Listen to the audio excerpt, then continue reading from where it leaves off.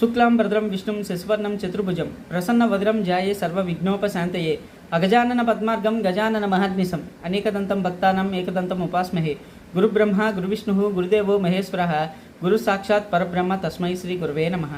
హరి ఓం. ఈ వీడియోలో మనం వృషభ రాశి వారికి రాశిఫలాలు ఎలాగున్నాయో చూద్దాం. ముందుగా వారి యొక్క గ్రహస్థితి. 3వ స్థానంలో గురుడు, 4వ స్థానంలో కేతువు, 6వ స్థానంలో రవి శుక్రుడు, అట్లానే 7వ స్థానంలో కుజుడు బుధుడు, అట్లానే 10వ స్థానంలో రాహు శని. వీరి యొక్క గ్రహస్థితి ఇలా ఉండటం మూలన వీరికి ఒక రకంగా ఈ నెలలో ఆరోగ్యం బాగానే ఉంటుందండి, చాలా మెరుగ్గా ఉంటుంది. అట్లానే కృషి చేసిన పనుల్లో విజయాలు వీళ్ళు తప్పక సాధిస్తారండి. ధనలాభం, శాంతి, కుటుంబంలో సంతోషం ఇలాంటివన్నీ బాగానే లభిస్తూ ఉంటాయి. అదేవిధంగా సహచరులతో కానీ లేదంటే బంధువులతో కానీ వీరికి మంచి అనుబంధం అనేది ఏదైతే ఉందో అది బాగా ఏర్పడుతుందండి.